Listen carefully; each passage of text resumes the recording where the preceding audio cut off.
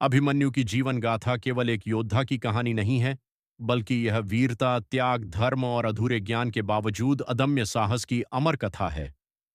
अभिमन्यु का जीवन भले ही छोटा था, लेकिन उनके पराक्रम ने उन्हें इतिहास के सबसे महान योद्धाओं में स्थान दिलाया। जन्म और बाल्यकाल। अभिमन्यु अर्जुन और सुभद्रा के पुत्र थे। उनका जन्म द्वारका में हुआ था। वे भगवान श्री कृष्ण के भांजे थे, इसीलिए बचपन से ही उनमें दिव्यता और वीरता के गुण दिखाई देते थे। कहते हैं कि जब अभिमन्यु अपनी मां सुभद्रा के गर्भ में थे, तब अर्जुन उन्हें चक्रव्यूह तोड़ने की कला सिखा रहे थे।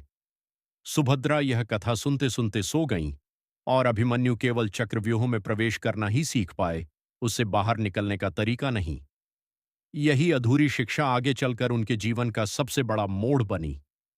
शिक्षा और प्रशिक्षण। अभिमन्यु ने अपने पिता अर्जुन और मामा श्री कृष्ण से युद्ध कला सीखी। वे बचपन से ही धनुर्विद्या, तलवारबाजी और रथ संचालन में अत्यंत निपुण थे। उनके अंदर निडरता और धर्म के प्रति अटूट आस्था थी।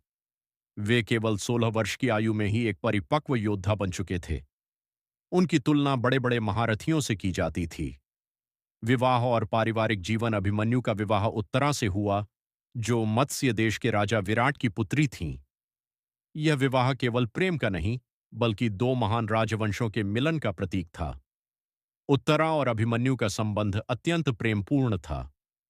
विवाह के कुछ समय बाद ही महाभारत का युद्ध शुरू हो गया और अभिमन्यु को युद्ध भूमि में जाना पड़ा। महाभारत युद्ध में भूमिका। महाभारत का युद्ध धर्म और अधर्म के बीच की लड़ाई थी। अभिमन्यु ने पांडवों की ओर से युद्ध में भाग लिया और अनेक वीर योद्धाओं को परास्त किया। वे युद्ध के दौरान अत्यंत साहसी और आक्रामक योद्धा के रूप में उभरे। उन्होंने कौरव सेना के कई प्रमुख योद्धाओं को अकेले ही चुनौती दी। चक्रव्यूह का दिन।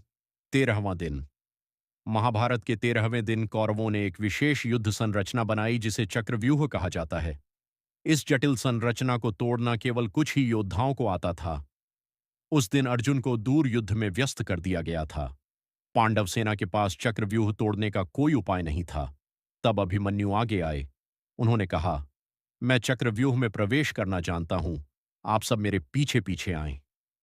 लेकिन दुर्भाग्यवश अन्य पांडव योद्धा उनके पीछे नहीं जा पाए। अकेला योद्धा अभिमन्यु अकेले ही चक्रव्यूह के भीतर घुस गए। वहां उन्होंने अद्भुत वीरता दिखाई।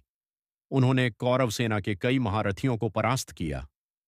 दुर्योधन, कर्ण, द्रोणाचार्य और अश्वत्थामा जैसे महान योद्धा भी उनकी वीरता से भयभीत हो गए। अन्यायपूर्ण अंत। कौरवों ने नियमों का उल्लंघन करते हुए एक साथ मिलकर अभिमन्यु पर हमला किया। उनके रथ को नष्ट कर दिया गया, उनके हथियार छीन लिए गए। फिर भी अभिमन्यु ने हार नहीं मानी। उन्होंने पहिया उठाकर भी युद्ध जारी रखा, लेकिन अंततः उन्हें निर्दयता से मार दिया गया। उनकी मृत्यु वीर गति थी, लेकिन यह अन्यायपूर्ण थी। मृत्यु के बाद की विरासत। अभिमन्यु की मृत्यु ने पांडवों को झकझोर दिया। विशेष रूप से अर्जुन ने अपने पुत्र की मृत्यु का बदला लेने की प्रतिज्ञा ली। अभिमन्यु की पत्नी उत्तरा ने बाद में एक पुत्र को जन्म दिया, जिसका नाम परीक्षित रखा गया। वही आगे चलकर हस्तिनापुर का राजा बना। अभिमन्यु से मिलने वाली सीख। अभिमन्यु का जीवन हमें कई महत्वपूर्ण शिक्षाएं देता है। साहस का महत्व, कठिन परिस्थितियों में भी पीछे नहीं हटना, कर्तव्य निष्ठा, अपने धर्म और कर्तव्य के लिए हमेशा तत्पर रहना, ज्ञान का महत्व, अधूरा ज्ञान कभी कभी घातक हो सकता है, त्याग और बलिदान, समाज और धर्म के लिए अपना सर्वस्व अर्पित करना। निष्कर्ष। अभिमन्यु की गाथा हमें यह सिखाती है कि जीवन की लंबाई नहीं, बल्कि उसके कर्म उसे महान बनाते हैं। एक 16 वर्षीय युवक ने जो पराक्रम दिखाया, वह आज भी लोगों के लिए प्रेरणा का स्रोत है।